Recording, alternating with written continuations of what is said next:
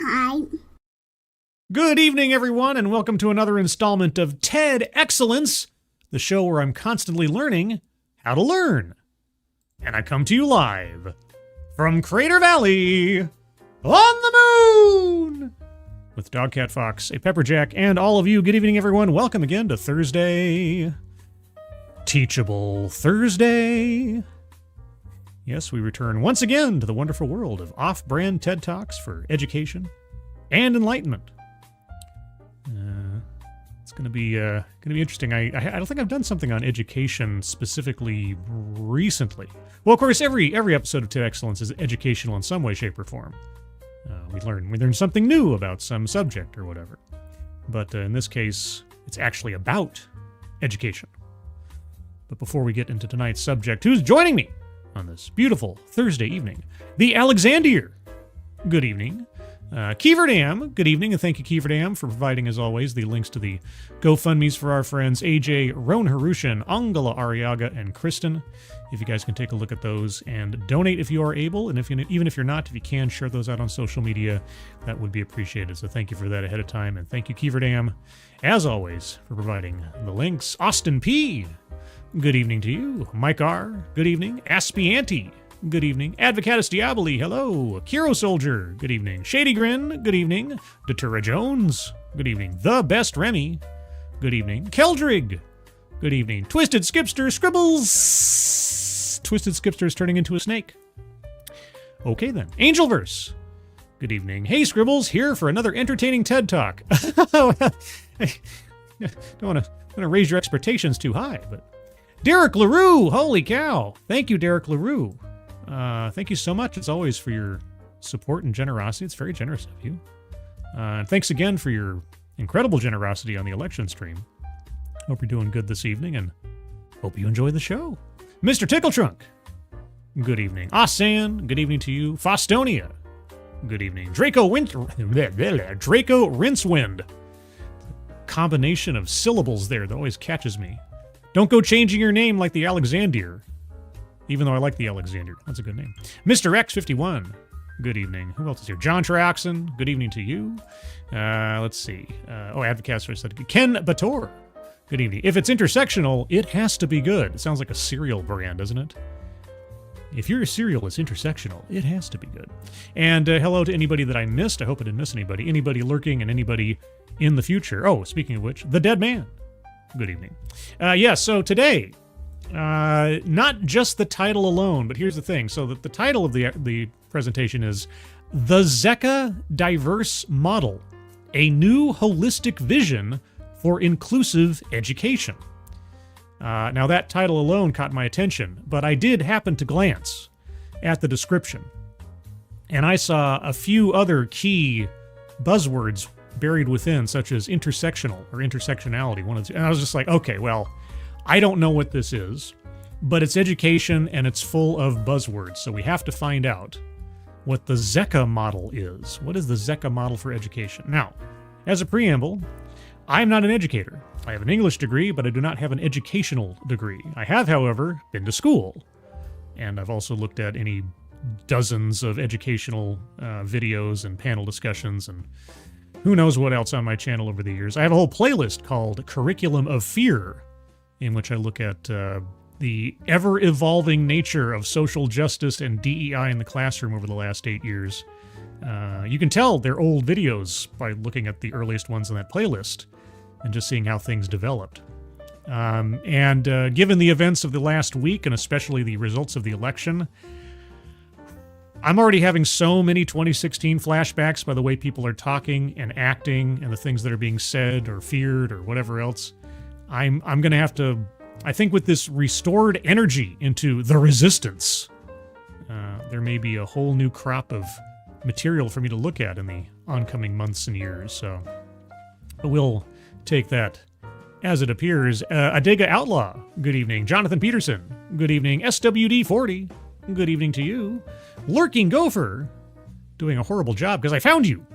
I found you, Lurking Gopher. Good evening. But so this one runs just under 20 minutes or just over 19 minutes if you want to take it that way.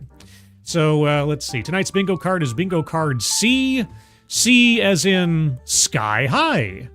That was the winner of the bingo poll of best high school, next to Ridgemont High, Newcomb High, and then Sky High. And there is a helicopter. The subsonic thrumming of the helicopter blades is penetrating the walls of my apartment. I don't know if you can hear that, but that was... somebody was close. Maybe it was a traffic helicopter or something. I don't know. Anyway, all that being said, let's start off with a few seconds for a sound test. You guys tell me if you can hear it, and then we will proceed. I suppose you're all sat here today wondering, why is this person coming up going to teach us about disability? I actually didn't come here thinking of... Wait, the Zecca model, a diverse, holistic approach to disability? That wasn't the title. It was the Zecca diverse model, a holistic vision for inclusive education. What? And our speaker's last name is Zecca. Oh, I thought it like meant something. I thought it was code. Oh, okay, so it's your model for a diverse, holistic approach to disability. I feel as though I've been bamboozled here. But, so I guess our speaker is right. I did not come here expecting to hear about disability. What on earth can I share with you that you don't already know? Well, about disability? I mean, I don't know much about, I mean, it depends on what you mean by disability. I mean, I have terrible vision. I wear glasses. That's a kind of disability. I don't think I'd call it something. I don't know. What? So I'm here today to challenge your assumptions. I came here with no assumptions, except that maybe the title would be a semi-accurate reflection of the content of the presentation. What you may think of disability today, I'm hoping by the end of this talk will change. What do you think I already think about this? Okay. Going to the bingo card. Mind reading assumes motives. Might as well. I mean, she already knows what I think about disability and that she's going to change it. And let's go over the bingo card again to remind ourselves what we are listening for. Remember, this is bingo card C. C as in cat. We have diversity, equity, and inclusion, even though, well, it is on the title card in this presentation itself, so circling diversity, equity, inclusion, because diversity. Word salad, we might get there. We already circled mind reading assumes motives. A list, not yet. Marginalize marginalization, I'd be surprised if not. Patriarchy, contradicts own point or argument. Feminism, attempt to coin new buzzword or buzz phrase. I think the Zecca model might win, but we'll see how many times she says it. Systemic or institutional, anecdote that probably never happened, white supremacy, childhood or family anecdote, leaves out vital context, weightless example or non sequitur, sales pitch for product or service, I think it's packaged in the title, but again, we'll wait and see. Privilege, collectivizes own demographic, self-vilification or wretchedness, economic disparity, benevolent condescension, I have a feeling, plays victim, we'll see, deceptive statistics, and lastly, microaggressions or unconscious bias. So on the board, already circled, and we're not even 22 seconds into the thing, we have diversity, equity, and inclusion, mind reading assumes motives, and free space because it's free. So tell me what I already think I should know about disability that you're going to disabuse me of. I'm going to share a personal story with you all. Oh, please tell me it's going to involve a family member or your childhood or both. I'm going to take you back to the 80s. I was an 80s child. Childhood or family anecdote. Boy, oh boy, guys, we're on a roll already. Holy cats. We got 4 squares circled, and we're not even 30 seconds in. My mum always said I had ants in my pants, couldn't stop moving. Mm-hmm. Always playing sports, always out on my bike, always running around, always climbing through streams. So you were a tomboy? Always playing football. Uh-oh. You mean soccer? Started football at the age of 9 or 10. Mm-hmm. I played football right up until my 20s. Uh-huh. At the same time as taking on taekwondo, gaining and then you hurt yourself. my second dan black belt at the same time as playing football. Uh-huh. You mean soccer? Sport has always been a massive part of my life. Okay. And then all of that was taken away by... It took me to the States, where I earned a full scholarship to play football at West Virginia. You mean soccer? I went on to play semi-professional football for New Jersey Wildcats. You mean soccer? I had to come home. I sustained an injury to my ankle. I came back, had surgery. I started playing for Clevedon Town Ladies Football Club and went on to play for Bristol Academy, a semi-professional team at the time. Okay, I take you at your word. You were a big soccer player. And despite an injury that required surgery, you still played soccer. And then? So I've always had a real passion for sports, for being active. Yeah. I didn't go back to playing football. I thought, I'm going to try something different. Oh, soccer? I started kickboxing. Well, I guess it is using your feet. Okay. Much to the shock of my family. Why would you want to get punched and kicked in the face every day? You're a masochist? But it was sport. I loved it. But a problem happened when I was training with my kickboxing. I used to get up in the mornings and my back used to be so painful. I couldn't. Maybe you were overexerting yourself? Or something else happened? Get up some days. We'd go training and I couldn't do sit-ups. And I went to the doctors and he'll always tell me, Karen, you're doing too much. You need to rest. Sounds like wise advice. But every time I exercised, I always felt better for it. I always felt good. My body felt loose. So for years, I was to and fro into the hospital, to the doctors. And then finally, the doctor succumbed and sent me for an MRI scan. Wait, only after many, many, many trips did they send you to an MRI scan? I mean, after a few complaints about your back, I don't know. It seems like these days it would be at least one of the natural progressions from multiple complaints of back pain. The MRI scan picked up ankylosing spondylitis straight away. I don't know what that is. That was the start of my journey. Okay.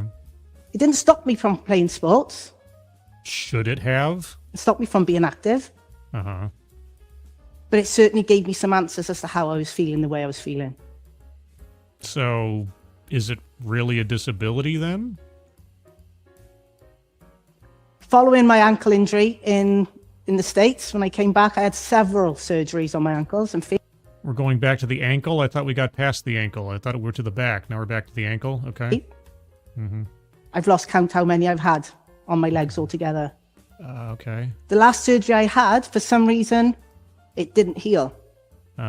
Stayed swollen and red for months and months and months. They couldn't explain it. Went to the hospital down at the Heath, saw a neurosurgeon, straight away diagnosed me with CRPS. I don't know what that is. Which is a nerve condition. Oh. After many, many treatments, it was decided I was going to be fitted with a spinal cord stimulator. That sounds extreme for a injury that wouldn't heal correctly. Admittedly, I came into this not as an educator, and I also come into this not as a medical professional, but okay. Tell me more of your tale of woe. Great. Fantastic. Worked wonders for months. Didn't have any pain whatsoever. I was back to sport, back to running. Maybe you should have laid off the physical exertion. I don't know. I mean, whether or not the physical exertion was contributing to these problems, it probably certainly wasn't helping them to either heal or, subside. But okay, so even after a multi-surgery ankle injury that did not heal, after a spinal stimulator, after major back pain lasting years, you still went out for sports. And then. Back to going to the gym, took up bodybuilding. Why? Okay, look, I get trying to stay healthy and everything, but lady, I think your body was trying to tell you something. I think you needed to tone it down for your long-term well-being. But okay, yeah, I've got a spinal injury, I've got nerve damage. Hey, let's start lifting heavy weights and try to do bodybuilding. You know, a song occurs to me. It's from the band Mad Season.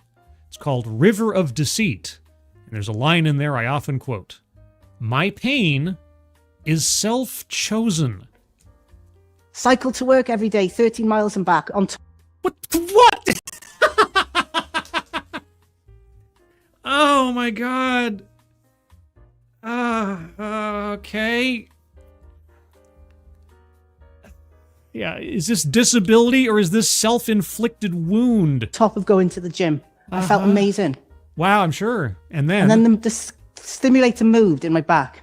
The stimulator you're still wearing in order to compensate for nerve damage along your spine and back pain. And I was like, oh, geez, here goes. Went back to the doctor. Right, come on, Cal, we get you back in. It'll only be a day surgery. You'll be in and out. And then you'll be back to normal. And then? Well, that day surgery turned into 14 months in hospital. Oh, geez, who could have seen this coming? For over a year, I spent on my back in a hospital bed, recovering from a surgery that was supposed to have fixed the problem I had, but instead exacerbated it. Oh, I think there was something else that was exacerbating your problems. I mean, I'm just guessing here. Okay, now, I understand I might sound a little jaded right now and sound like I don't have any sympathy or anything. I don't wish injury on anybody in particular. And certainly not injury you can't avoid, you know, like a lightning strike or something like that. But I just think that maybe your body had been trying to tell you something about your overall stamina or health prospects in the future for quite a while, and you just decided to, hell with it, until the point at which you hit a wall. Is it going to get any worse? We've spent 4 minutes just on your injuries. I laid in a hospital bed for over a year with swollen legs. Couldn't work. Yeah. Couldn't do anything. Yeah. Okay. That really does suck. I'm not going to deny it. And then? Just stuck in a hospital bed for over a year. Yeah. Okay. That's like the third or fourth time you've said that. Okay. And then? I had to come out of hospital at some point. Presumably, otherwise you wouldn't be standing on this stage. I mean, spoiler alert. I was having physio every single day. Yeah. I was seeing a psychologist twice a week to help me deal with the grief. And maybe convince you not to immediately go back out and put your body through its paces after a major injury or downtime. I don't know. JB, thank you so much. When does she skydive? Or better yet, a wingsuit? I know. I mean, once you got out of the hospital, I mean, let's see what we did. We did kickboxing and football, and then running and bicycling. All we need now is like, I don't know, pancration maybe a little bit of UFC fighting. Bungee jumping. That'd probably be pretty good for the back. That'll straighten you out real quick. Good gravy. Of the life I'd lost. Well, the life you'd lost. But then COVID hit. Oh, jeez. And you're like, Kai, you got to get out of hospital. You're going to catch it. You got to get out. It's too dangerous. Yeah, boy, it's so dangerous. My relationship had broken while I was in the hospital. Because of your injury? But that was okay. I had a supportive family. My mum said, come and stay with me. Okay. Is this... when do we get to the sales pitch here? And I'm not specifically sales pitch because we haven't had one yet, but I thought we were going to have an educational model. Let's remind ourselves what the title of this thing was on the TEDx website. The Zecca Diverse Model, a holistic vision for inclusive education. But now it has something to do with disability, and now we're almost 5 minutes in to a 19-minute talk, and all we've heard is about her personal tales of woe, save for the COVID part, mostly self-inflicted or self-exacerbated. And I said exacerbated, YouTube. Just understand. So, for the whole of lockdown, I stayed up in my mum's house. Great. I lived in a living room. I I had my bed on a sofa. And we were fine. We were quite happy.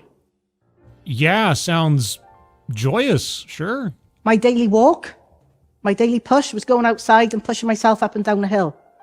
Yeah, and just imagine if you hadn't completely put your body at jeopardy with massively exertive sports for years prior with known spinal or nerve damage injuries. 10 times. And that kept me fit. But then it got to a point when I started to get a bit depressed. Oh, for crying out loud. I was being stuck in the house all the time. I needed a purpose. Uh-huh. And I said to my mum, guess what? I'm going to study for my master's degree. Oh, well, you certainly got the time. Your master's in what? As supportive as she always is. Uh-huh. In that little living room, she found a space at her dining table, pushed some stuff aside, put my laptop up, studied for my master's degree. Imagine me providing a golf clap. This is one of those things where I'm kind of like, okay, you got somebody who's had to deal with a whole bunch of medical problems, self-inflicted or otherwise, a lot of hardship, bad timing with the pandemic, yada yada, but she decides to do something productive for herself rather than sit around and stew. Okay, I'm sincerely supportive of such initiative and ambition. Okay, all right. What did you get your master's degree in? Sports coaching. Sports coaching. Yeah. Lesson number 1. Do not engage in massively physical sports when you have known nerve damage, spinal injuries. Was that on the test? How on earth am I going to get a sports coaching master's? I don't know how. And I can't even walk. Yeah, it's a good point. But I did it. Oh, how? How did you qualify? I used that as an opportunity to focus my studies on disability and how barriers to disability sport. Yeah, like, I don't know. I was laid up in a hospital for a year because of nerve damage and spinal injury, and some or all of this could have been avoided if I had followed the advice of my doctors and or listened to my body years prior. I can't quite get past this, you know? It's just... Okay. And what can I do? And what can I learn and share with the world? I don't know. So although I went through all this, I kind of found my purpose. If you say so. I thought, you know what, this isn't the end. This might just be the start of something. Okay. Studied my master's degree, passed that. I was like, wait, what do I do now? I don't know. What do you do now? I'm waiting with bated breath. Oh, right, okay. I'm quite interested in sports coaching and kids. So okay. maybe I should do something within education. Yeah, I'm sure there's a whole lot we can learn from someone who constantly doesn't pay attention to their own medical situation. And I was like, right, I couldn't decide what. So I'm going to become a teacher. Right. It sounds like the perfect progression to me. Right, okay. PGC time. Let's become a teacher. Okay. I did that. Mm-hmm. And it was during that time is when I felt that I experienced the most barriers within my education. I can't wait to hear them. Let me go to the bingo card real quick. Oh, man. Am I cold-hearted enough to say plays victim? I mean, well, her story... hold on. Her story is one of overcoming obstacle and so on, so maybe... No, not quite yet. I know. But we'll see. We'll see what her barriers are. What were the barriers to becoming an educator? And I'm going to share with you some of the things I've learned today. Thank goodness. We're only like a third of the way through your talk already. During this talk. Like it just started? Lady, come on. Seriously, we're a third of the way through your talk. You haven't even gotten to what you're talking about yet.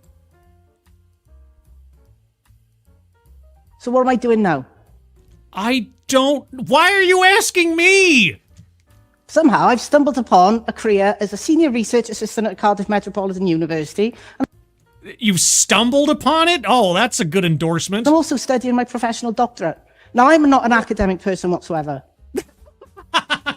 Oh, I got my master's degree. I got my education degree. I'm looking at my doctorate, but I'm not an academic person whatsoever. Yeah, don't just think of me as your everyday normal person. By the way, did I tell you that I overcame practical paralysis after a year on my back and then...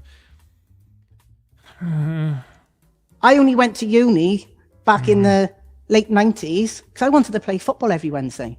Yeah, I know. I've heard about your football habit. I'm okay. Thank you, Postonia. OMG, and her first name is Karen. I wonder if she's discovered HOAs yet. Oh man, do they call them that in? I'm assuming she's in Britain, or there's abouts the UK thereof. But yeah, thank you, Postonia. I'm waiting for the other shoe to drop. I don't know if that's some kind of like ableist term now or something.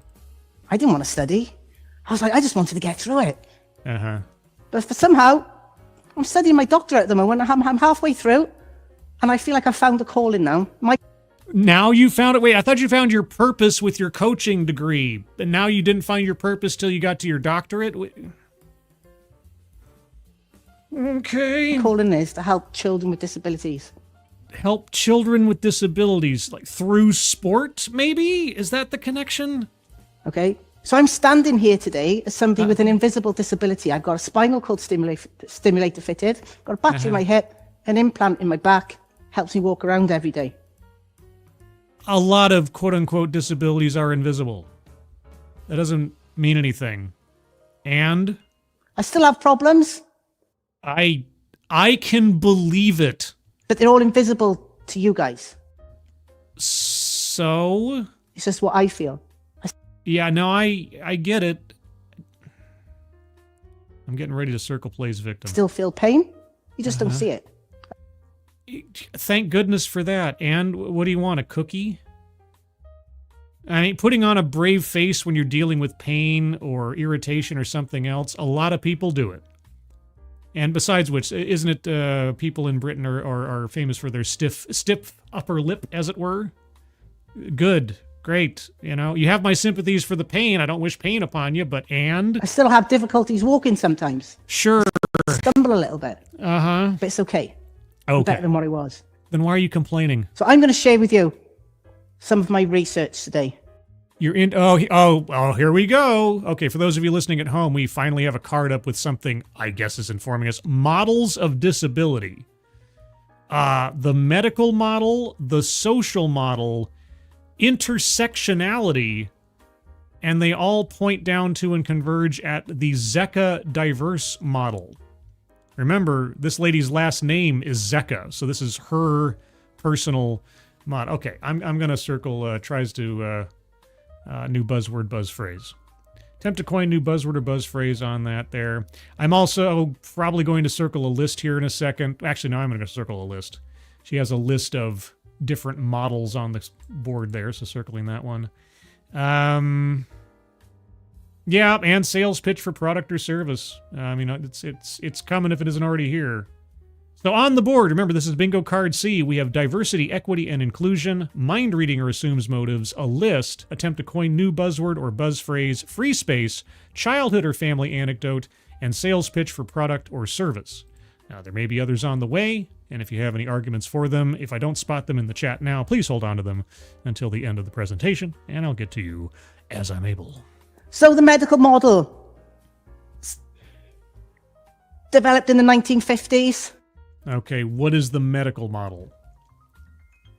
The medical model of disability tries to teach us that disability is all about a diagnosis, about an impairment. Well, that would be the general understanding of what a disability is. It is an impairment of one form or another. Is that incorrect?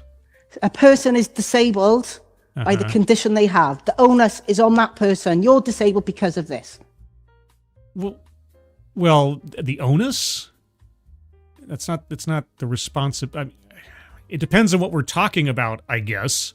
I mean, if you're suffering disability by way of something that you as the individual have some control over, like let's say your weight or your lack of exercise or your diet or something, then I suppose then, yes, the onus would be on the individual.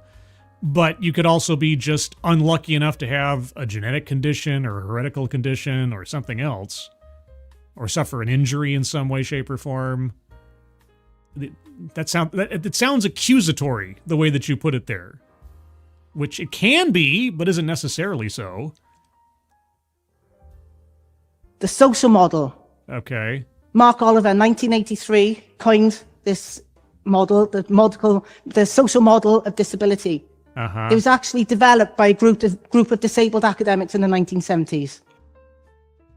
Okay, describe for me the social model of disability. And they argued, well, actually, our conditions do not disable us, but it's our environment, it's society. So you laying on your back for a year was society's fault? What? Oh, wait, okay, well, now let me take it back. Maybe she's not arguing in favor of this model, she's just describing it. Okay, I gotta wait and see, because she's coming to her grand unification theory soon. The social model, however, fails to acknowledge the medical conditions of the individual. If you say so. Okay, yeah, it sounds kind of it's everybody else's fault but ours or something. Yeah, okay. I've heard that somewhere before. I can come in here today and we've got level access. We've got a ramp at the back. There might be people in here today that came in, had no problems at all. Yeah. But does that rid the person of their impairment? No. Is that what the social model says? Of the pain they must feel? No, it doesn't. Yeah. So I'm here today to propose that we need to consider both of the models. What? One isn't better than the other. Actually, one is very much better than the other. If you're trying to describe actual disability, it is some kind of barrier, physical, medical, neurological, whatever, that someone's experiencing, rather than blaming society for my limitation based on a physical... I don't... One's not better than the medical model, as far as I can tell, doesn't have any flaws in its reasoning, save for your implication that somehow the onus is on the person for their own disability. Which, again, all depends on context. But, okay. Intersectionality, Kimberly Crenshaw's intersectionality theory. Yeah, what was Kimberly Crenshaw's intersectionality originally created for? If you say anything other than black women, you're stretching the taffy. Different identities cross over and interlink. Okay, well, I'll give you that if you go more abstract about it. How is disability an identity? Okay, the social model, 1983. The social model blames society for one's physical limitations. The medical model describes one's physical limitations through diagnoses and medical issues. Intersectionality is overlapping identities. Are you saying that there is a disability medical identity, a disability social identity, and these are the overlaps between the two, is your model? And we're still using that today in our schools and within policy. How? How are we using the social model of disability in schools and policy? How? You go to hospitals, schools, yeah. You go to any government buildings or organizations, and they use a social model of disability. How? How do they employ the social model? I don't know. I honestly don't know. In what way does a school, a hospital employ the social model of disability? How? In order to address, like, maybe some barriers or to provide support to the individuals. Are you talking about ramps? Are you talking about accessibility for people with physical disabilities? That's the social model? Is that... What? What? Okay, I am confused. Our country was very different in 1983. You don't say. We're a more diverse nation. But you're all still human beings, correct? Wait a second. Wait a second. Please do not tell me you're going to start putting race or ethnicity or gender into categories of disability. Oh, do not. Do not. We got people from different cultural backgrounds. Do not. Different races, different ethnicities. Do not. Different genders, different sexual identities. Oh, for...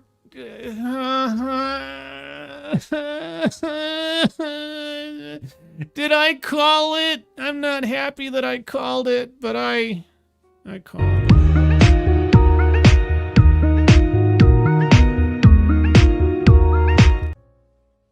it. All these things we need to consider. No, we don't. We shouldn't.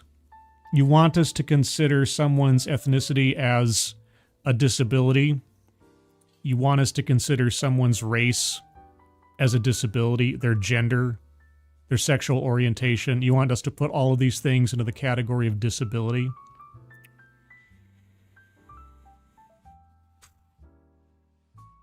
Okay.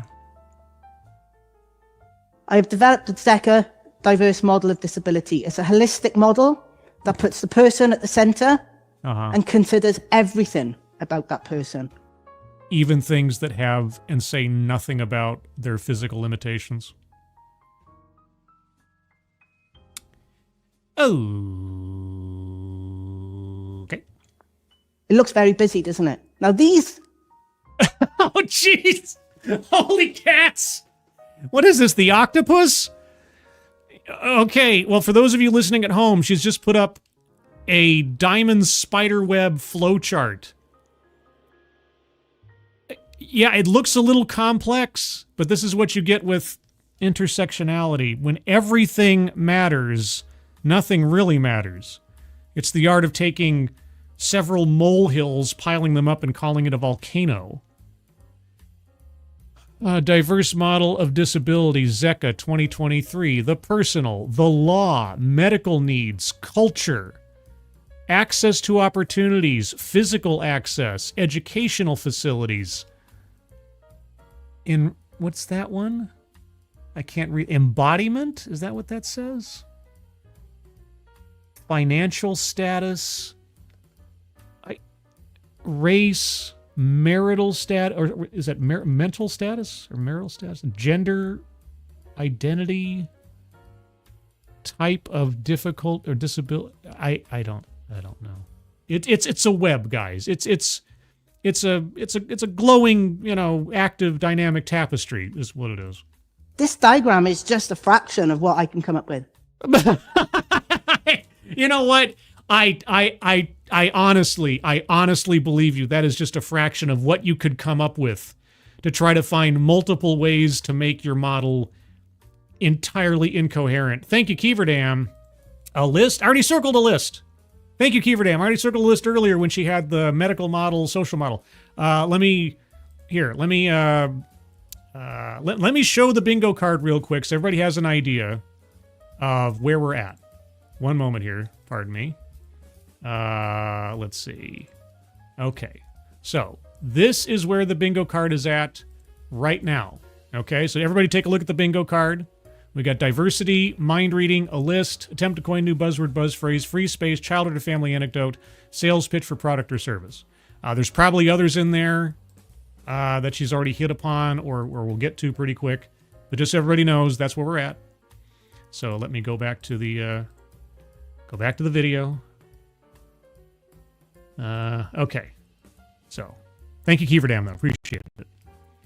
Let's see. And also, a couple more hellos here. Dom O'Leary, good evening. I think there was somebody else here. Oh, Liesel7, good evening to you. Anybody else I missed while I have a second here? Or I jump right back into the madness. I think that's everybody I saw. Oh, Rotten Corpse, good evening. All right, anybody else I missed, I'll hopefully get to you later. These are the main areas. So for the people in the room who find it difficult or who can't see this model, there are 4 areas in this model. Yeah, 4 areas, and attached to each 3 to 6 sub-areas. All color-coded. Yeah, we look thanks. at culture as one. That includes language, religion, social status, ethnicity, family.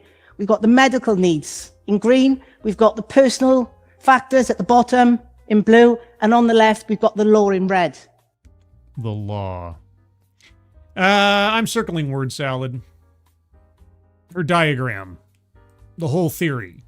The fact that this is just the tip of the iceberg of what she could come up with. It's all completely incoherent gobbledygook. This isn't a model. This is like the pieces of an entire Warhammer army unassembled. All of these factors we need to consider. No, we don't. If we're going to support the disabled person. All right, okay, let me be at least charitable here. Okay, let's step back. I know it's going to be asking a lot. I know. But could you please give us an active example? Even if it's you, even if you use your own story to spell this out, give me an active example. Or the person with the disability. Yeah, the person with the disability. And if you know, I put person with the disability second. The person is always first, not the disability. Oh, golly, how righteous of you. Tell me again about how race should be considered in the category of disability. So how does this work in schools? So this model, we can use this in society everywhere. We can use it in our workplace. We can use it in hospitals. We can use it in technology, business, management, everything. Oh my gosh, you mean it's a one-size-fits-all answer to all of our problems? Here, folks, here, folks, here, folks. Get this new snake oil. It'll help your libido and your headaches. Okay. Give me an active example. Hit the button. But today I'm here to talk to you about how we can use this within schools. Okay, we're back to the education part. That's what I'm here for in the first place. How to support our kids in our schools. Okay, our kids, right. If I break this down, so culture, do we understand the cultural beliefs of the children that we're working with? Why do we need to? It's your classroom. You have a set of expectations for the kids in your classroom. Either they behave or they don't. Unless something you're asking them to do runs straight into some archaic cultural restriction or something. Why? If a child has a disability and they're from a different cultural background than you, what stigmas are they coming from? Like what? Give me an example of someone coming from a quote-unquote different culture who has a quote-unquote disability. And I put quote-unquote under disability because you have broadened the definition of that word now into intangibles. You know, by your own list, someone coming from a different culture automatically has a disability because they come from a different culture than you do. Do you look upon anybody from a different culture as someone with an inherent disability? Because that was the implication.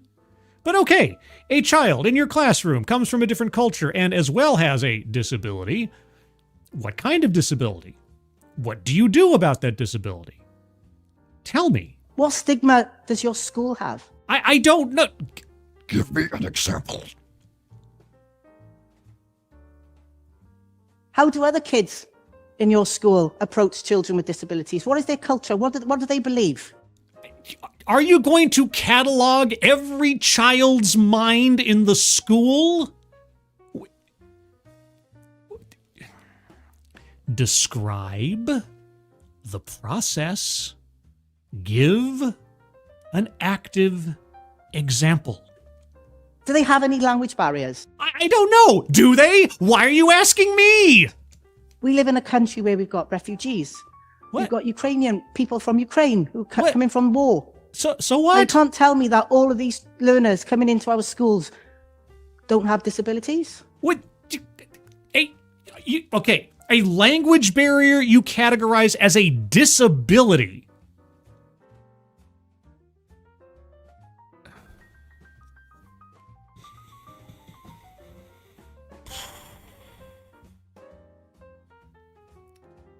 Okay. All right. Fine. How does your model address a language barrier? Let's just start there. Let's just start there. How would your model address a language barrier? Outside of the child learning a second language or having someone at the school who could interpret for them, what would your model do to solve for that problem?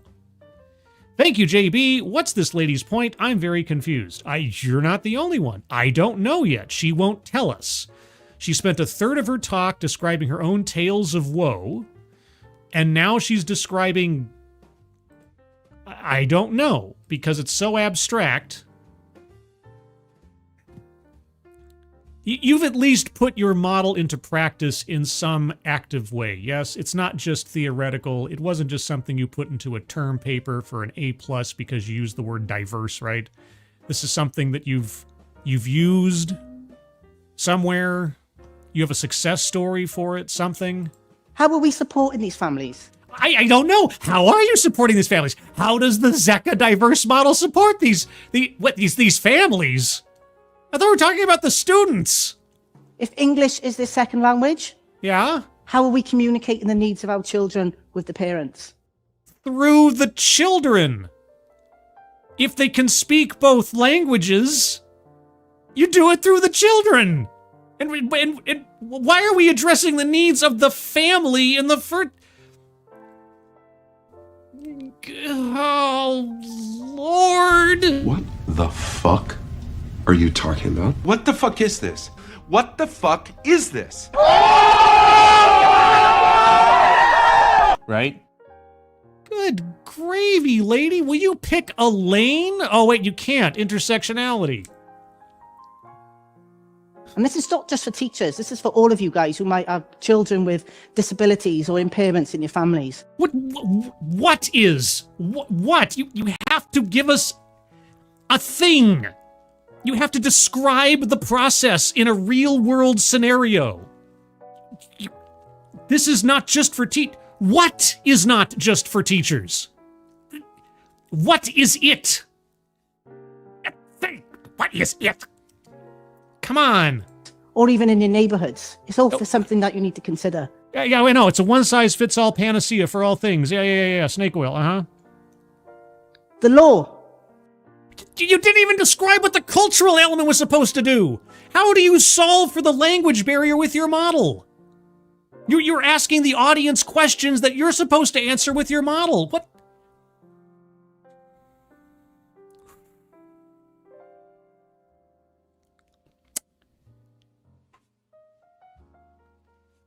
Okay.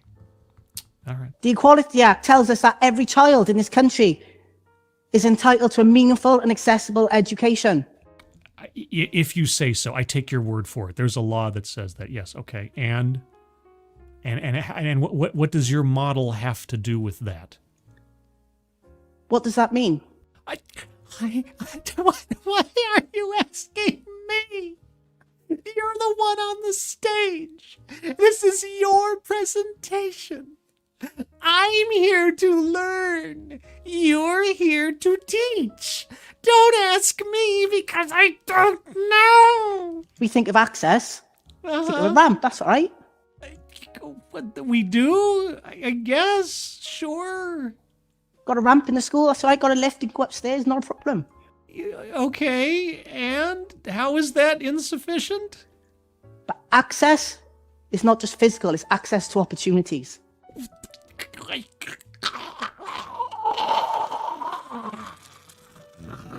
How? You're not describing a model. You're in the most abstract way describing existing policy or law. What is that? What is your point? When we consider the different intersecting factors of somebody's life, What? do all the children in our schools have equal access?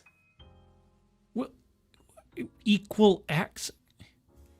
The doors open. There are buttons to push to have the doors open for you. There are ramps. There's only on the temporal plane, there is only so far you can go to provide equal access to mobile human beings of one form or another. I don't know what you're talking about. And if there is some limitation, if there's something lacking in the current law, then describe it. And then, even then, tell me how that has anything to do with your grand unification theory of disability rather than an argument for revision to law. Thank you, JB. Better advice would be to try something like cognitive behavioral therapy if you are struggling with a non-visible disability. Yes, that is the correct kind of CBT to employ. There's another kind that is less constructive, but I'll leave that for another time. I'll tell you when you're older. At the school I work at, many children with disabilities get taxis to school. And Wait. You're giving us an example? Oh my God. Oh. Okay. Saints preserve us. All right. At your school, many children with disabilities get taxis to school. That's a luxury. Okay. And? home. Yeah, okay. Yeah. And? If those children's families do not have a car at home, how do they get back from an after-school club when the taxis are contracted? I don't know. Does the school not have buses that go on bus routes? I mean, maybe the UK doesn't do that. I don't know. We have a thing here called school buses and school bus routes with planned drop-off points where parents and loved ones can come pick up their kids. They even have special buses here exclusively for disabled students that will give them more at-doorstep delivery than the regular school buses. Now, I don't know if the UK has traveled further enough in time to the 21st century to have such luxuries, but it's an idea that's worth considering. They can't attend. Okay. Anybody in the audience who's in the UK, and I don't know, maybe I'm wrong. Are school buses not a thing in the UK? And are the dreaded short buses not a thing in the UK? Maybe they're not. Maybe that's just a very unique American invention. If that's the case, then so be it. I guess private taxis are the only way to go in the UK. But okay, I'll stipulate. Let's say for the sake of argument, there are no school buses in the UK. There are no specialized transports in the UK for disabled students. Okay, let's see. How does your model solve for this problem? How does the Zecca diversity model manifest automobiles? Whereas the families who do have a car, they can collect them after school clubs. You're right. If you have a car, you can use a car. If you don't have a car, you can't use a car. And? Are we considering this? Do you not have school buses? Am I... Okay, I don't know. Are you or are you not considering this? Yeah, there ought to be a law. I mean, there's a law that says every child should have equal access to an education.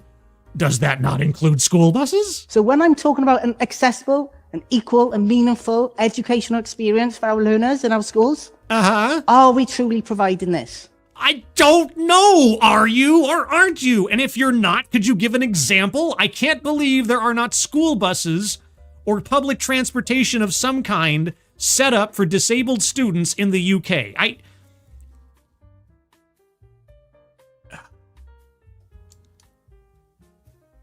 No, that's it? Medical needs. Okay, well, we get actually down to maybe something that's applicable to actual disabilities and not just abstract accusations.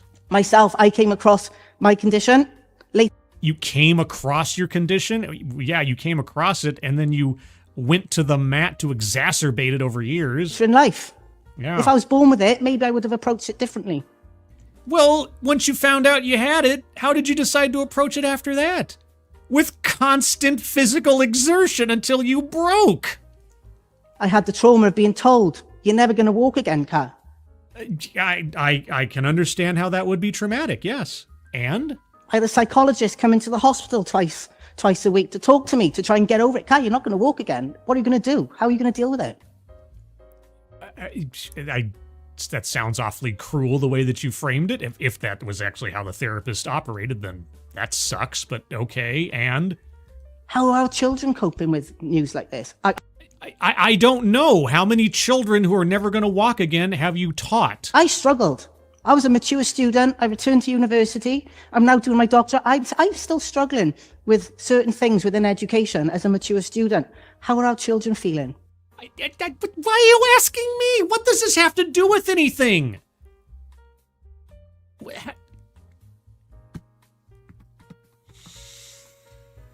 Oh my gosh. Just the constant rhetorical questions and the complete absence of a concrete explanation as to what this actually applies to in the real world.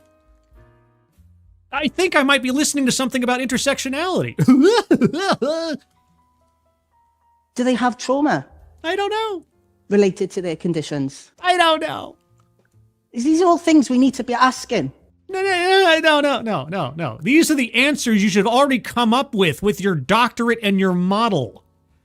You have a model, something to follow in order to solve a problem or analyze a situation. So tell us how the model approaches these issues. So far, this is just a list of complaints. I can do that. Is that a model? As teachers, as parents, I don't know.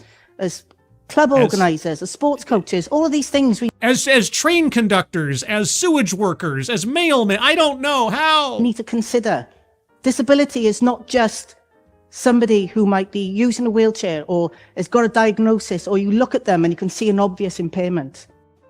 I get that, but okay, let me ask you something. Now, I'm asking the rhetorical question now, but it's my show. Did our speaker honestly believe that the majority of thinking, conscious human beings roamed the world not understanding that some disabilities might not be visible? That through the course of their own lives or the lives of their loved ones, that somebody could be suffering from some kind of pain or restriction or something else that doesn't have its own sign hanging around its neck. Is that what all of this gobbledygook is meant to say? Disability is much bigger than that. It can be, it can't be, especially when you expand the definition to include race, for crying out loud. Personal factors. Well, this one I feel is one of the most important things we need to consider. Oh, how could I have guessed? Now, when I was doing my master's degree You just, brag. and my teacher training, Brag. I was taught a lot about disability. You were taught a lot about disability. Such as? But there's no real practical application to that. Wait, there's no real practical application to being taught about disability. Then why are we here? The entire introduction to your talk was that you'd hope by the end of this we'd all have a different perspective on disability. Well, if learning about disability has no practical application,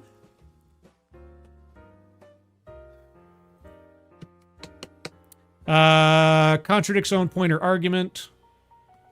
Circling that one. Leaves out vital context, circling that one. Economic disparity, not everybody has a car, circling that one.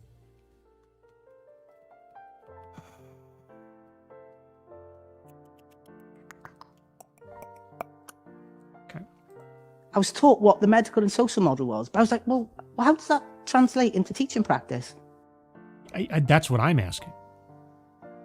I think I've been asking that this entire time. How does any of this translate to anything at all? Whether it's teaching practice or politics or macrame. I mean, I don't know. It supposedly applies to everything, so I can just come up with something. Operating a cell phone.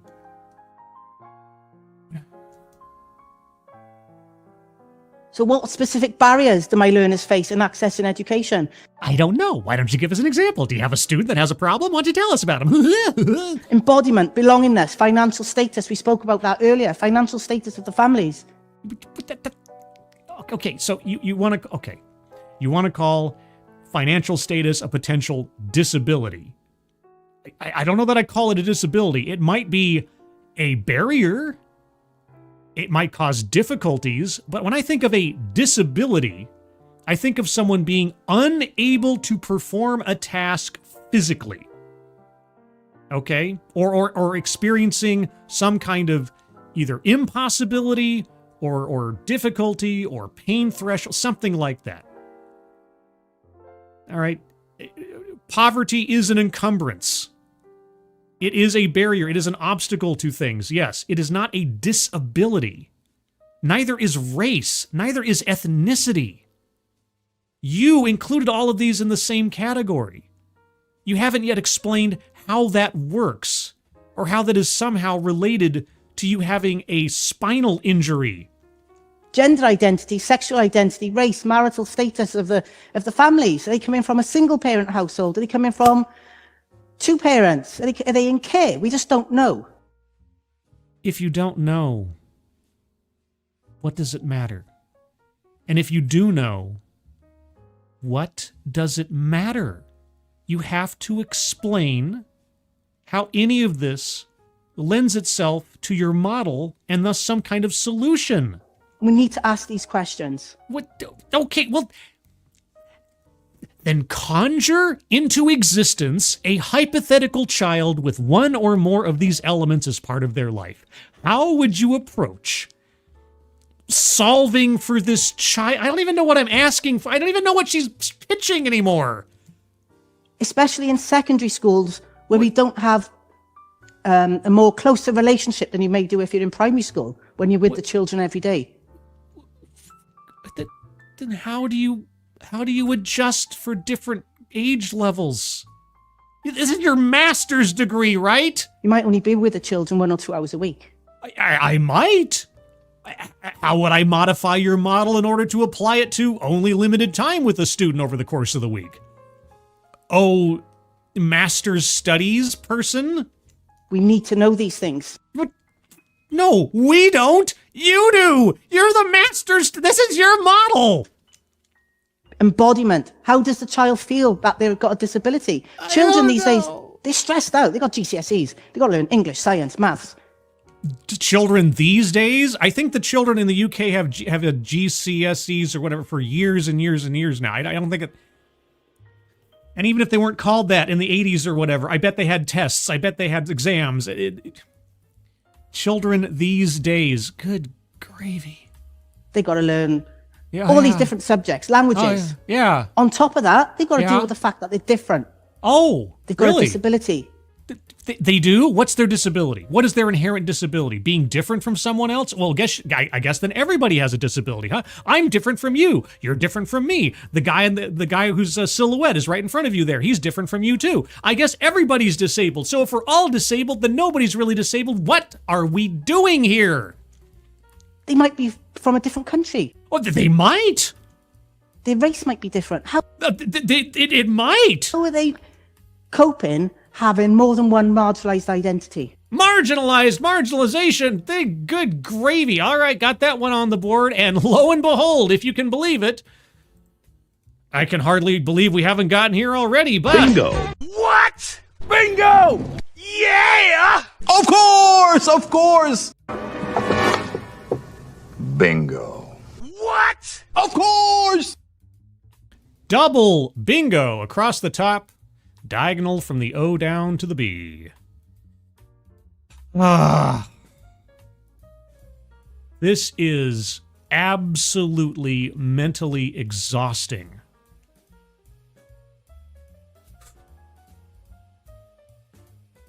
I'm trying. I wanted to learn something. So far, and this is the thinnest of silver linings, and I'm happy to be corrected or argued with in the chat otherwise, or comments later. At the very least, I am exercising my critical thinking skills. Disability. They could be black. They could be from a different country. So, black is a disability. Oh, do go on. All these different marginalized identities. Do they combine to further marginalize that child? I don't know. Do they? Or better question, do you think they do? I don't know. I can't answer that. Okay, no.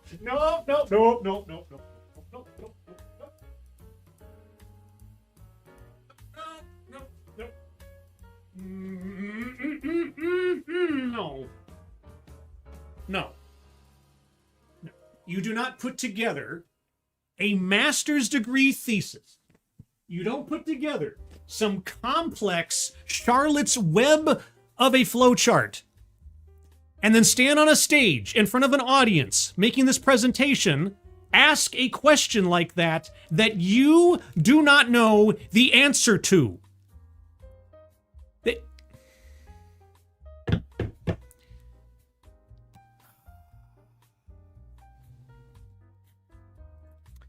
Leanna Johnson, I have a learning disability, and I don't have a clue what she is talking about, but Scribe is making me laugh, so thanks for the entertainment tonight. Well, then I take it back. The silver lining to this is not so much my exercise of critical thinking skills, but getting a laugh from you. I appreciate that, and I'm glad you're enjoying it. But jeez, I hate it when speakers do that. I hate it when you spend 16, well, I mean, more in real time, but at least of watch time, 16 plus minutes of my life I have now put into paying very close attention to what you're saying.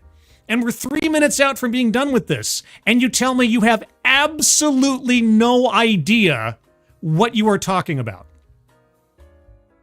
But you got your educational degree, and you got your master's degree, you got your teaching degree, whatever, and this is what you've arrived at.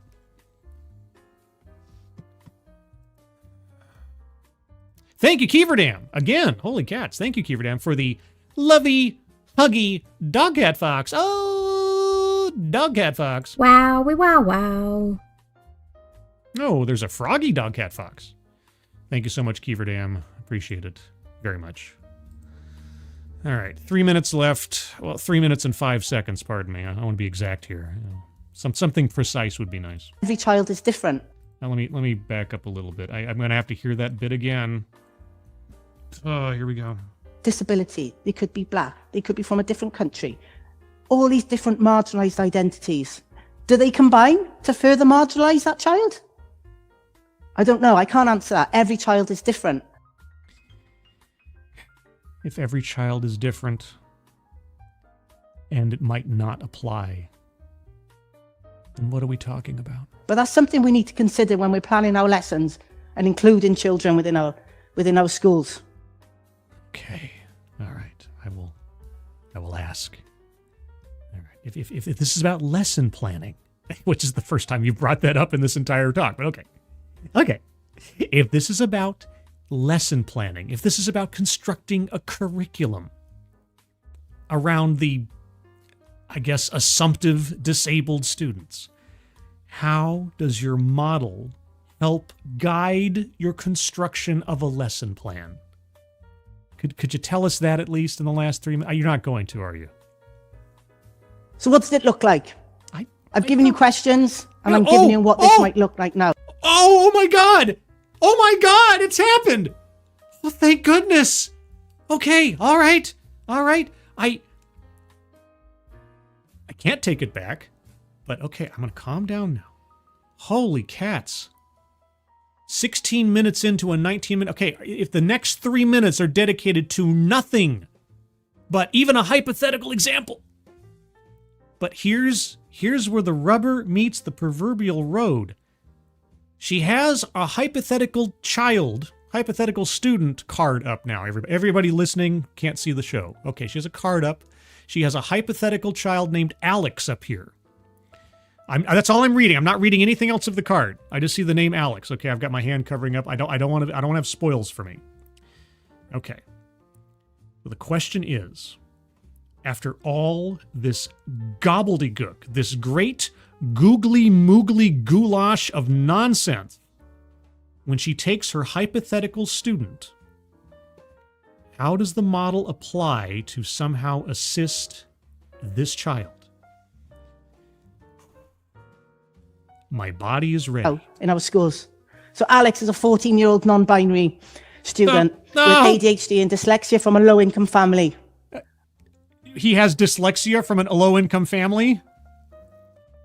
Is that like, shooting an elephant in my pajamas? Okay. We found out he struggles with his reading. Wait, what do you mean he?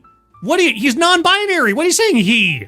Focus on social acceptance, but he's good at creativity and problem solving. A 14-year-old non-binary learner with ADHD and dyslexia from a low-income family struggles with reading, focus, and social acceptance, but excels in creativity and problem solving. Non-binary learner says... Okay, all right.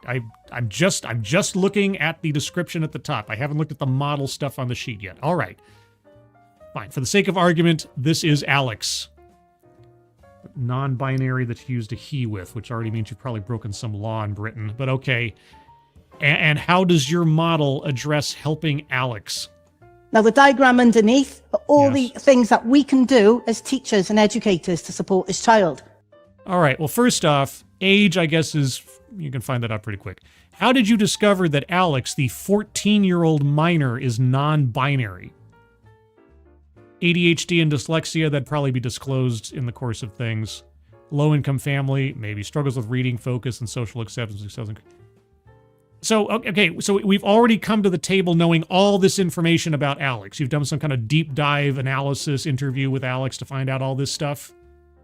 Okay, I guess we're just skipping over that part. How you acquired all this information. But okay. How are you going to address the low-income nature of his family? How are you going to address his ADHD, his dyslexia, his non-binary? I mean, from your definition, that is a disability, right? We can promote gender diversity education to all the children. Why? Wait, that's your first go-to? Gender diversity education to all the children. The still growing, brains not fully developed children. No. The answer is no. We can use gender-neutral language. You didn't. You said Alex was a he. Okay, we can provide technology to help the child. What technology? Wait, sorry, I cut her off. I apologize. Let me back up a little bit here. Okay, we can provide technology to help the child. How? Okay, wait, I didn't cut her off much.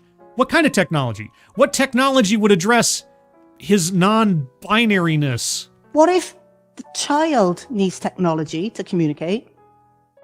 What if Dr. Doom became the Sorcerer Supreme? Does Alex need technology to communicate? This is your hypothetical example. Why are you asking me? But also the families. What? Do we know the level of ability or level of communication that the parents are capable of? Oh, I don't know. How about Alex? Your own example to try to answer these questions and to illustrate your model. Well, let's say Alex's parents are mute. Right? They were born without vocal cords. I mean, might as well. Alex is fictional as well, so why not? They're just mute. Maybe sign language. Maybe smoke signals. Maybe Morse code or semaphore. I don't frickin' know. If the parent comes from a country and English is their second language, are they able to read school reports? Why have you gone back to abstracts when you have your own example on the board? You have Alex up there. You could have any background you want to try to illustrate your point. Why are you constantly asking the audience for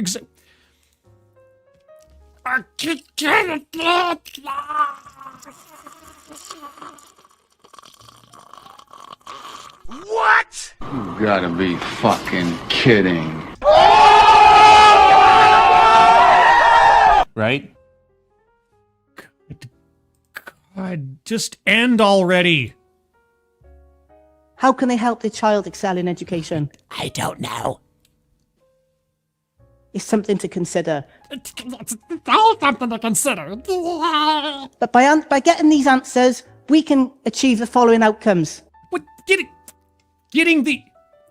It's your hypothetical example?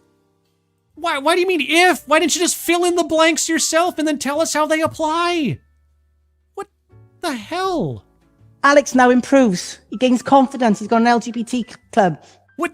He's got an LGBTQ plus... You've put a 14-year-old child into a sexuality club? The hell is wrong with you? And they respect their gender and disability and the financial limitations of that family. Wait. Good God. Hero Soldier, thank you so much. Scribe, maintain your focus and sanity. First off, thank you for the super chat. Secondly, you're asking this of me during a TEDx talk. I mean, I rolled my sand check, and I've obviously failed. Don't make fun of my disability, Hero Soldier. Thank you, JB. I don't know why, but now I picture a Chinese student in a wheelchair that falls apart. What, with the Chinese student falls apart or the wheelchair falls apart? It's another elephant in my pajamas thing. I'm telling you what, you got to do some commas in there or something. Thank you, JB. Thank you. Okay, so you give us your hypothetical student, you name one element about this student, that being his gender identity, and you solve for this by putting the 14-year-old into a sexuality club. Is that what your model brings us? Sexualizing minors? I think I might understand why I've never heard of this model before. The next one, May of 16... Wait, the net, you didn't even go through the whole card on the fritz. Oh my God. Good gravy.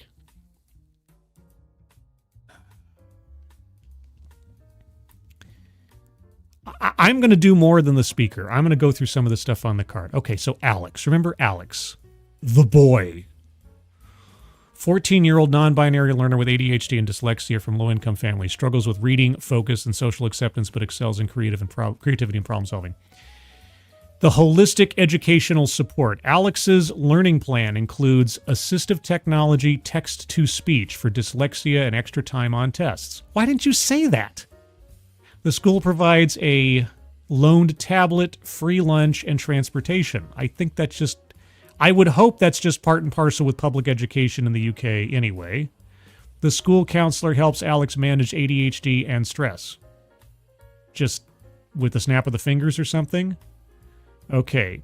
Personalized learning. Teachers use project-based activities and visual tools to leverage Alex's creativity and overcome dyslexia. If you say so. After-school programs are provided at no cost to Alex due to their financial situation. Well, if it's a public school situation, okay. Empowerment and agency. Gender-neutral language, pronoun respect, and toilet/changing room facility access ensure Alex's identity is supported. Or encouraged. Oh, and then the next line. Alex is encouraged to take on leadership roles in group projects and joins the LGBTQ plus club for peer support. And lastly, social inclusion. The school promotes gender diversity education to, yeah, right. Alex is paired with supportive classmates and financial help is provided for school trips.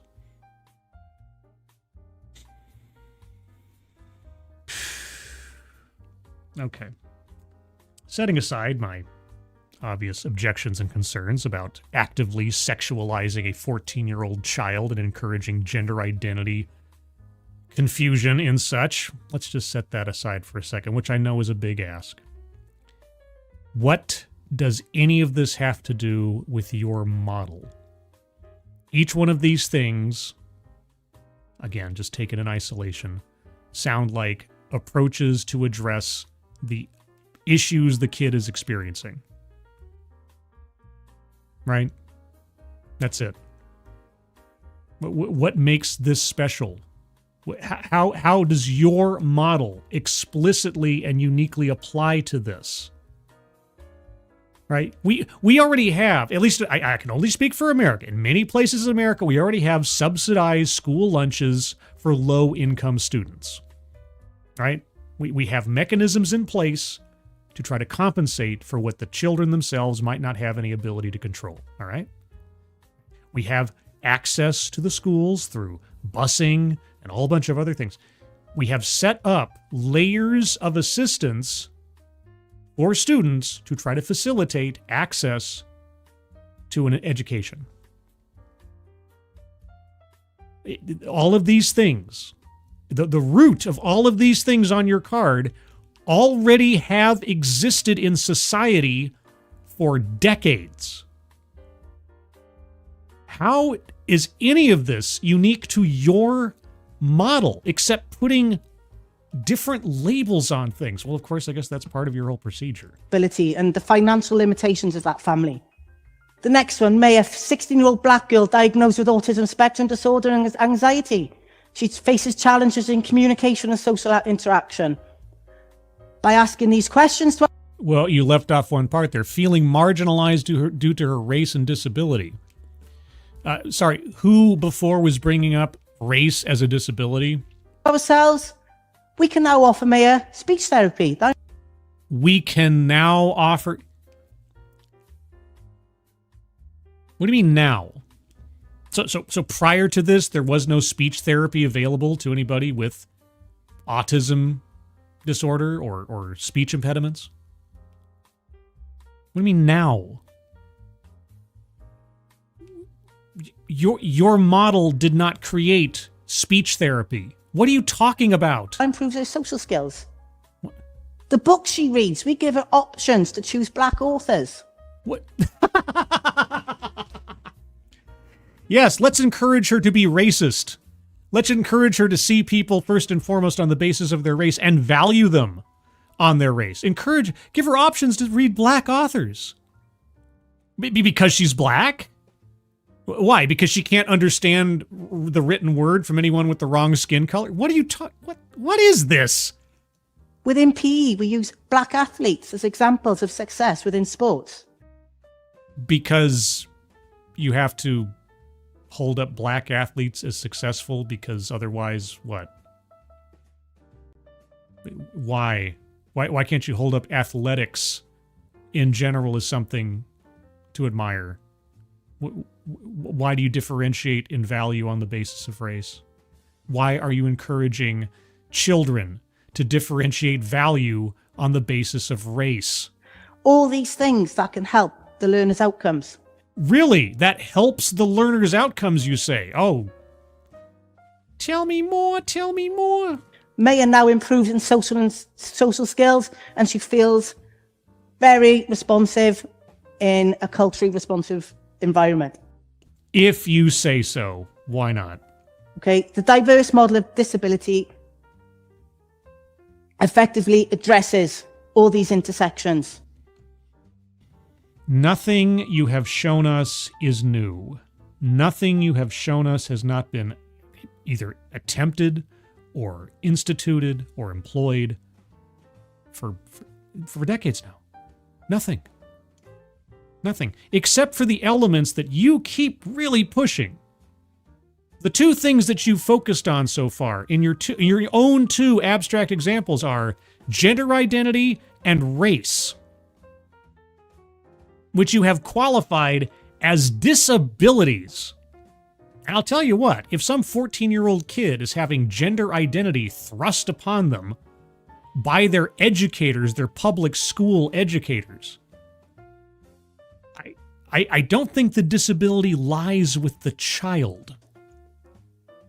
So, a needle-pulling thread. Going back to the first question I asked you when I came up here. I can't even remember what the first question was when you asked, because you've asked so many of me. And I said to you, do you know me? I have no idea who you are. Even after all of this, I have no idea who you are. I know something of your mindset, but no, I don't know you. Do you know the child in front of you? I don't have a child in front of me, although your philosophies are rather childish. Do you know the learner in front of you? How well should I know the learner in front of me? Should I know their gender identity? Should I encourage them to join a sexuality-based club in a public school? So all I'm asking you today is when you go away, challenge your assumptions about disability. What are my assumptions about disability? Oh, that race isn't a disability? That ethnicity isn't a disability? Those kind of assumptions? Boy, oh boy, if only I could be more like you. It's not just the diagnosis or the impairment that causes the disability, but the combination of intersecting identities, all these different factors that constantly change year by year, day by day, week by week. Oh, does race change day by day, year by year, week by week? But let's say that all these factors change. So as a teacher with, let's be conservative. Let's say 20 students in my class at any given one time. I have to keep track of and account for every possible element of their existence as it may evolve and the vicissitudes of fate every single day for every single student in order to ensure the best outcome. And the best outcome is focusing on their race or encouraging them to have gender confusion. This is the goal.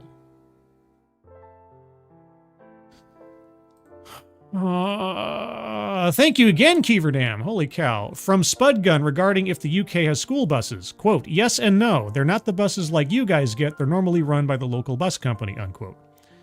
Okay, but, I mean, are they available to... I'm sorry, Spudgun. I'll keep an eye out. Thank you, Keeverdam. Spudgun, I'll keep an eye out if you have an answer to this. Apologies for missing it earlier. I am assuming then that these companies are contracted by the schools or school districts to provide transportation for the students. I mean, maybe it's not publicly funded, or so I guess it has to be publicly funded, but I mean, maybe it's not the school's own buses, but if there's a kid with a wheelchair, they have a bus to take that kid back home, right? Oh, he told you on Twitter. Oh, okay. Okay. Oh, is Spud... Oh, I misunderstood. Okay, well, thank you, Keeverdam, for relaying that. Okay, we're almost done. We're almost done. 11 more seconds. They're always changing constantly every single time. Oh, great. So that's just what I ask you to do when you leave today. Challenge your assumptions. Thank you very much. I gotta say, that might have been one of the most gobbledygook, mind-numbing, frustrating, nonsense TEDx's I've seen in quite a while. And that's saying something, right? Good God. You know, I've talked about this before, and for those of you that are new, you haven't heard this. If those of you not, you have heard this, but I'm going to say it again. Whenever I approach one of these things, especially when it's something that at least feels like it's meant to be a persuasive essay, I have that model in front of my vision, abstractly. I'm looking for the introduction. I'm looking for the body. I'm looking for the conclusion. I'm looking for those elements within the body, the introduction, the conclusion, that make up a persuasive essay. And when my mind is expecting these things to happen, and they consistently do not happen, it's like falling down every stair down the well.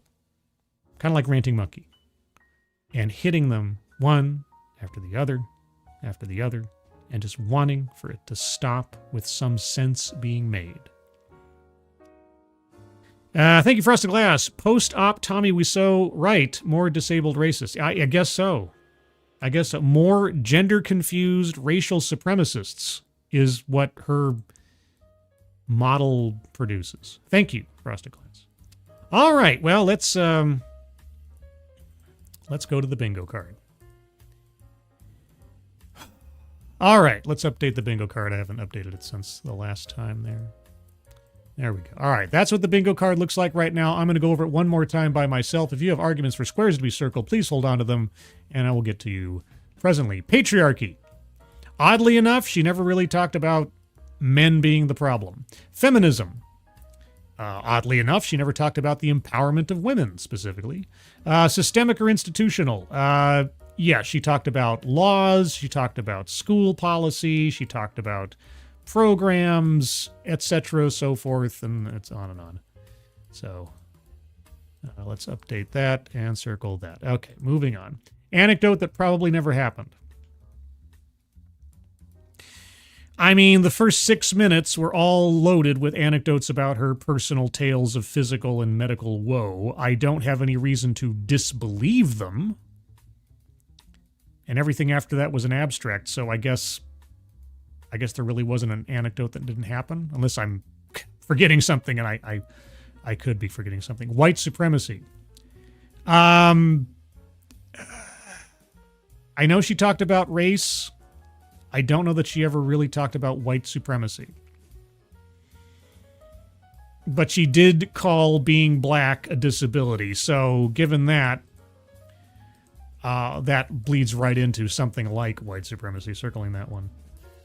Weightless example, non sequitur. Can I count the ways? Her own examples, her own abstracts, didn't explain anything about how her model was supposed to work. And there's that helicopter again.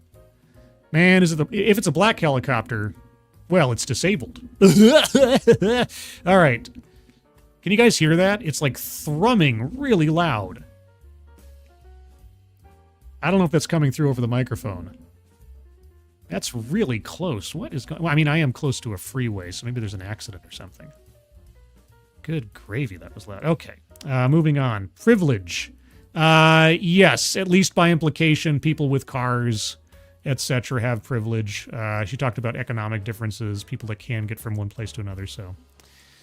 it's a little bit of double dipping, but I think it's applicable. Collectivize his own demographic. Well, given the fact that anything is a disability, and she had a disability, and everybody has a disability, because anything can be a disability, I'm going to circle that one too. So why not?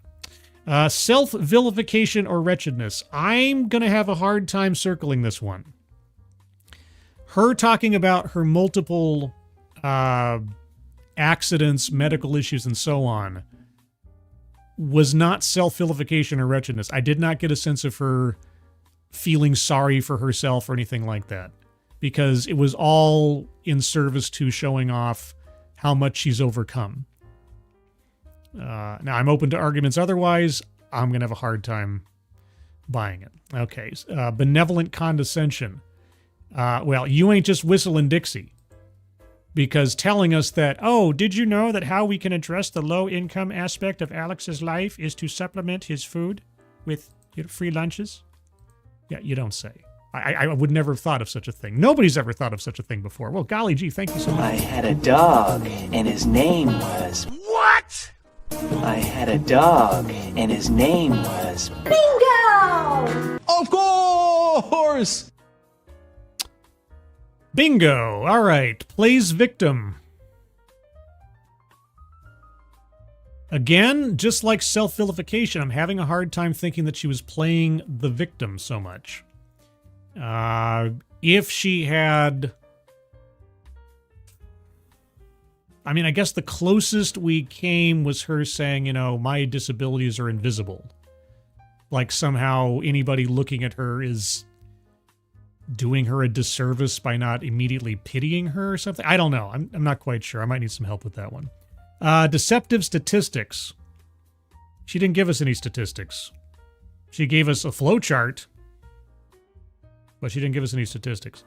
And lastly, microaggressions or unconscious bias. Yes, well, either in change your assumptions about disability, or is this kid being made fun of by other kids or something, and blah, blah, blah. Yes, there was at least the implication of. Oh, won't somebody please? Bingo. B-I-N-G-O. Okay! Right? Another bingo. All right, guys. After this long slog, it is now your time. If you have arguments for squares yet to be circled, there's not many left. I'm going to need some good arguments here because most of these are bingo squares. Advocatus Diaboli, Scribelite, when she talked about how she needed a purpose because she was stifled and bored and had none, that would be self-wretchedness.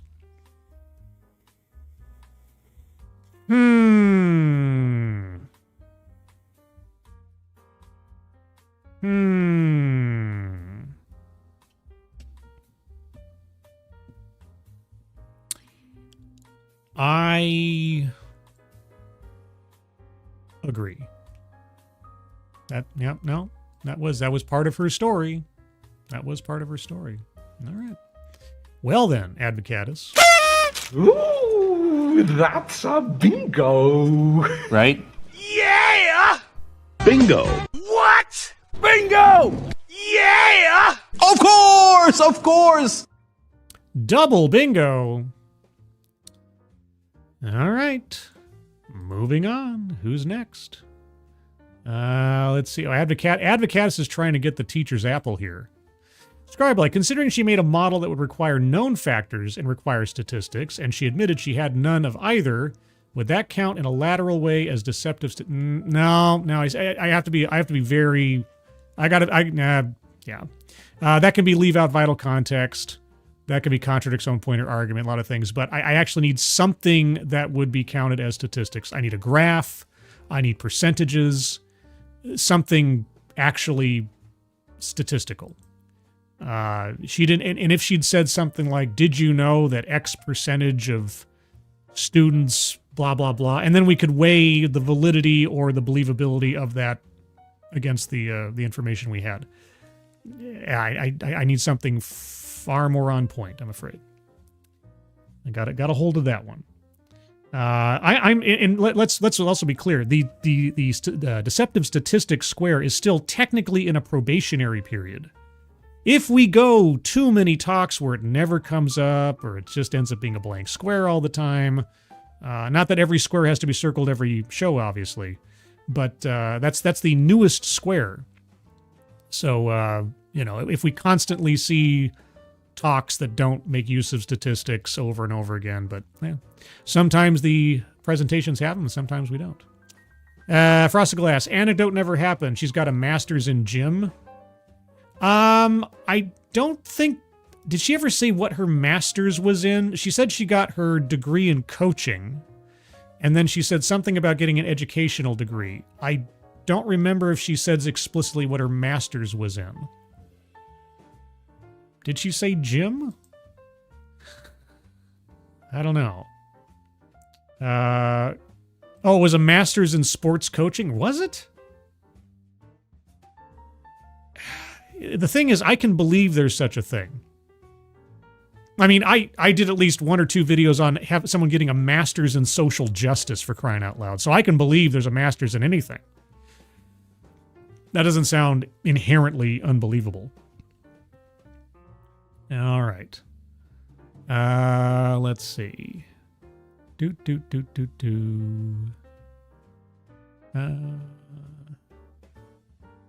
Any other arguments for squares to be circled? We have patriarchy, feminism, anecdote that probably never happened, plays victim, or deceptive statistics. I think we've rounded out deceptive statistics. I don't think that's going to happen. Feminism, patriarchy, I don't think that's there. Anecdote that probably never happened. She didn't give us many to work with. So really, maybe anecdote that never happened or plays victim, if I have a good argument for one or the other. Let's see. Is there a Masters of Johnson? I want to know if there's a Masters of the Universe. And, I bet Stephen Hawking probably taught that class. Any other arguments for squares to be circled? Let me know. Her entire opening story was her playing victim mostly of her own actions. I guess the question is, was she telling that story? Was she playing the victim? I'm going to extend the benefit of the doubt that she had all of those medical conditions. Do I wonder at the wisdom of her actions in, exacerbating those conditions? Yes. Do I think that she used that to play the victim rather than just underline the work that she did to overcome them in order to achieve what she has, that she's walking again and so on? Was she looking for sympathy, or was she just using herself as an example of what you can do when you put your mind to it, etc.? I needed something else to say that she was playing the victim. She was trying to gain authority by being one of the disabled people. Yeah. But again, there has to be some element to it where she's looking for sympathy, or, if she... Here's the reason why I have a hard time going the plays the victim route. Because she had such disdain for the social disability model.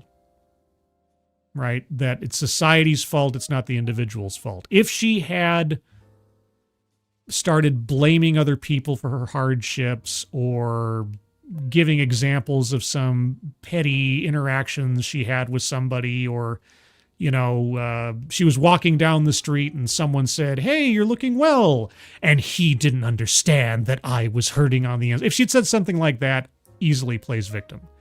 I didn't get that from this. I did not get that from this. Frosted Glass plays victim. She not only talked about her injuries, but she said she was always told she'd never walk in except being kept down. But she overcame that. I think it's maybe it's threading a needle or something. I don't think we're going to get there, guys. I don't think we're going to get there, and I don't believe that her simply listing off her hardships makes her a victim player. I didn't get that. I needed something from her, some story, some anecdote, some interaction, something where she was looking for a woe is me reaction, rather than just sort of underpinning the fact that she knows what it's like to be disabled, and that informed her later choices with her education. I don't know that the stories at the beginning of the talk weren't just front-loading, explaining why she pursued the education that she did. That's why. So, she was the victim of a system that doesn't work. She didn't say that. She didn't say that. She didn't take any particular responsibility for putting herself in physical danger every time she kept running and kickboxing and footballing with demonstrable handicaps, but she didn't say that. Let's see, Scribelight. Didn't the therapist saying she would never walk in playing the victim? No, that's again, that might just be encouragement for her to overcome it. If a doctor told her that she'd probably never walk again, that's not playing a victim. That's just potential reality. So, I think you're skating uphill on this one, guys.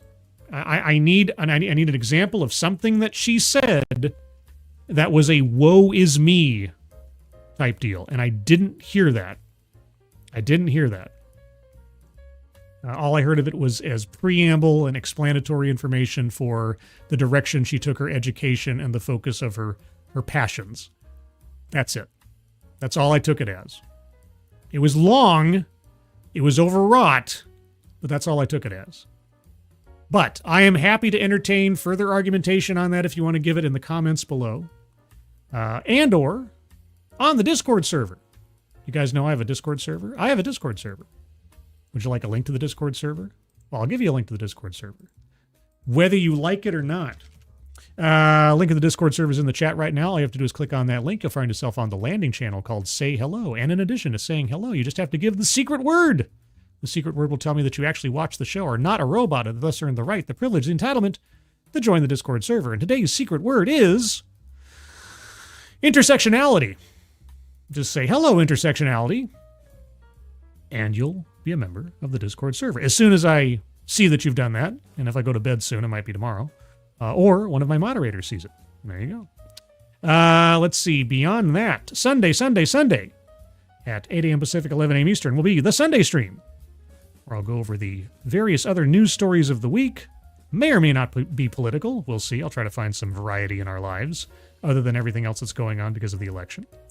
Also, at least tentatively, I won't give away too much right now, but next week there may be two, yes, count them, two TED Excellence episodes, one on Wednesday and one on Thursday, because I'm attempting to, I'll have confirmation early next week, but I'm working on getting a guest for Wednesday night, as their schedule allows for Wednesday, but not so much Thursday.